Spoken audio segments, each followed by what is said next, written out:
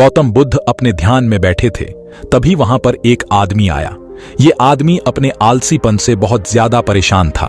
आलसी आदमी गौतम बुद्ध से बोला, महात्मा जी, मेरी मदद कीजिए, मैं अपने आलस्य से बहुत ज्यादा परेशान हूं। आप ही कोई उपाय बताइए जिससे मैं अपने इस आलसीपन से छुटकारा पा सकूं। गौतम बुद्ध ने उस व्यक्ति से कहा, पहले मुझे यह बताओ कि तुम्हें क्यों लगता है कि तुम आलसी हो। आलसी आदमी बोला, सिर्फ मुझे नहीं, मेरे परिवार वालों को, मेरे दोस्तों को और मेरे आसपास के सभी लोगों को ऐसा लगता है कि मैं बहुत आलसी आदमी हूं। गौतम बुद्ध ने फिर उससे पूछा, क्या तुम जानते हो आलस्य होता क्या है? आलसी व्यक्ति बोला, नहीं, मैं नहीं जानता, किंतु मैं इतना जरूर जानता हूं कि आलस्य बहुत बुरी चीज होती है। इसकी वजह से मुझे बहुत नुकसान हुआ है अपने जीवन में। गौतम बुद्ध बोले, जिस परेशानी से तुम छुटकारा पाना चाहते हो, पहले उसके बारे में पूरी जानकारी ले लोगे तो उससे छुटकारा पाना आसान हो जाएगा। आलसी व्यक्ति बोला, भगवान, इतनी बुद्धि तो मुझ में नहीं है, कृपया आप ही मुझे इस समस्या के बारे में कुछ जानकारी दीजिए। गौतम बुद्ध बोले, आलस्य एक मानसिक अवस्था है, एक विचार है जिसे जाने अनजाने में हम खुद ही जन्म देते हैं। आलस्य दो मूलभूत कारणों की वजह से ही जन्म लेता है, एक है शारीरिक और दूसरा मानसिक। शारीरिक कारणों में पहला कारण है गलत तरह का भोजन।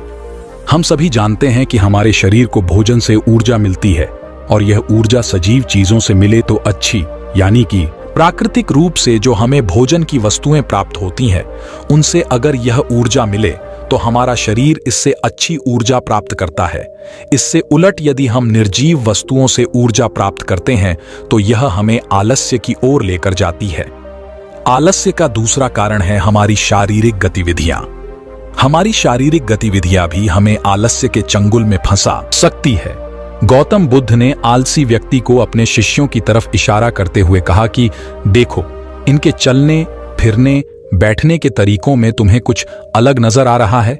जब आलसी व्यक्ति कुछ समझ नहीं पाया तब गौतम बुद्ध ने उससे कहा, मेरे शिष्य जब भी बैठते हैं तो वे रीढ़ की हड्डी को एकदम सीधा रखते हुए बैठते हैं। चलते हैं तो उनके दोनों पैरों के बीच अच्छे से संतुलन बना रहता है और जब वह सोते हैं तो उनका शरीर एकदम शिथिल रहता है। ऐसा करने से उन्हें रात्रि में एकदम सही तरीके से नींद आती है।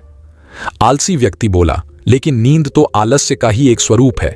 बुद्ध बोले, हां, अगर उसे ज्यादा मात्रा में लिया जाए तो। बुद्ध ने इस बात को आगे बढ़ाते हुए कहा, नींद कम मात्रा में लोगे तो तुम्हें अगले दिन थकान महसूस होगी और ऐसा करने से शरीर में ज्यादा आलस्य आएगा।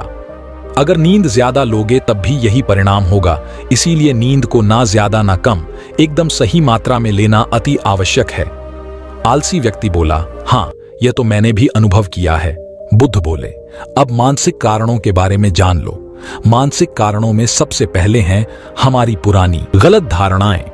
अक्सर ऐसा होता है कि हम पहले जिन कामों में असफल हो चुके हैं, हमारे अंदर ऐसी भावनाएं बन जाती हैं कि हम उस काम में हमेशा असफल होते रहेंगे, जिस वजह से हमें उस काम को करने में आलस आता है। ऐसी धारणाओं से छुटकारा पाने का एकमात्र उपाय यह है कि हमें अपने मन को यह समझाना चाहिए कि पिछली बार हम जब उस काम में असफल हुए थे तो हम उसके बारे में कम जानते थे, लेकिन अब हम उस काम के बारे में उससे ज्यादा जानते हैं, क्योंकि असफल होने के बाद हम उससे काफी कुछ सीखे भी हैं। बुद्ध बोले, दूसरा कारण है आलसी और कामचोर लोगों की संगत। कई बार ऐसा होता है कि हम आलसी नहीं होते, मगर जिनके साथ हम रहते हैं हम उन जैसे बनने लगते हैं। इससे छुटकारा पाने का उपाय बहुत सरल है। कामचोर और आलसी व्यक्तियों से दूर रहो। ऐसे व्यक्तियों की संगत में रहो जो अपने काम को बड़ी लगन से करते हैं और तुम्हें कुछ सिखा पाए। गौतम बुद्ध ने तीसरा कारण बताते हुए कहा, यह कारण आलस्य के लिए सबसे बड़ा कारण है, काम को कल पर टालते रहना। अर्थात कोई काम जो करने के लिए बताया जाए उसे यह सोचकर टाल देना कि यह काम कल कर लूंगा। यह कारण इतना शक्तिशाली है कि किसी भी व्यक्ति को बर्बाद कर सकता है।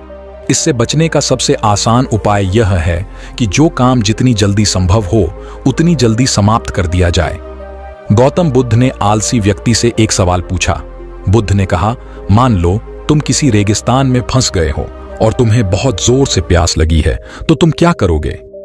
आलसी व्यक्ति बोला, मैं जल्दी ही रेगिस्तान के आसपास कोई गांव की तलाश करूंगा या ऐसी जगह की तलाश करूंगा जहां पर मुझे पानी मिल सके। गौतम बुद्ध बोले, अगर तुम्हें काफी देर ढूंढने पर भी पानी ना मिले तब तुम क्या करोगे? आलसी व्यक्ति बोला, मैं तब भी अपनी तलाश जारी रखूंगा, क्योंकि ऐसी परिस्थिति में मेरे पास कोई और दूसरा विकल्प तो होगा ही नहीं। गौतम बुद्ध बोले, बिल्कुल सही। और यही है मानसिक स्तर पर आलस्य का चौथा कारण, किसी भी निश्चित लक्ष्य का ना होना। यह भी व्यक्ति को आलस की ओर लेकर जाता है। अब सुनो, पांचवें कारण के बारे में गौतम बुद्ध बोले, सोचो कि तुम्हारे पास काफी सारे सोने के बिस्किट है जो तुम्हें एक जगह से दूसरी जगह लेकर जाना है। तुम चलते चलते थक जाते हो और किसी पेड़ के नीचे बैठ जाते हो, और तभी तुम्हें दूर से तुम्हारी तरफ दौड़कर आ रहे डाकू दिखाई देते हैं। तो क्या तब भी तुम आलस करके वहीं बैठे रहोगे, या ऐसी परिस्थिति में तुम वहां से उठकर दौड़ने लगोगे?